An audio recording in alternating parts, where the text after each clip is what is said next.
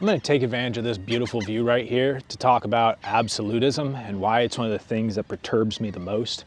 And one aspect of coaching and of ideation and social media at times and book publishing that does too much damage, and sometimes I kind of wish it would just go away.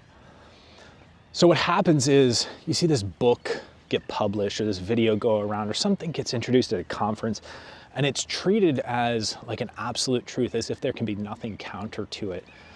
Yet, perhaps just a year earlier, there was alternative wisdom, perhaps something in direct contradiction to that, that now all of a sudden is not getting the attention because it's sort of old hat at that point. It's lost its energy. It's lost how much people care about it.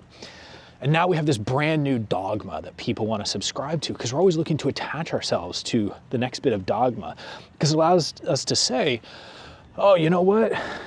I would have been more successful, but this was the thing that I was missing. Oh, you know what? Of course that other idea wasn't working because this is the idea that actually works.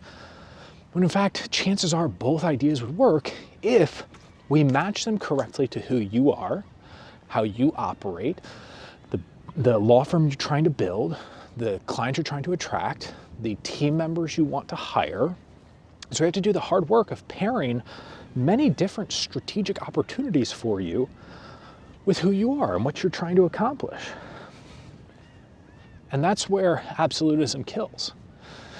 I see people jumping from one thing to another. You know, in the past, it was always referred to as shiny object syndrome. And that is usually like software these days, but shiny object syndrome can apply to ideas as well. Why is it that the most recent social platform is seemingly the greatest? Of course it's not. It's just one of the social platforms. Perhaps one of the older social platforms is better for you. Perhaps print or direct mail is better for you. Maybe we just need to pick up the daggone phone or text message someone. Maybe video is fantastic for you. Maybe it doesn't work with your clients. But when we walk in, we hear to a conference and we hear someone say, it's the year of the video, which by the way, they've been saying for over a decade. And we dive into video without saying, what am I even going to use this for? What messages am I putting up there? How does this fit within my marketing, within my funnel overall?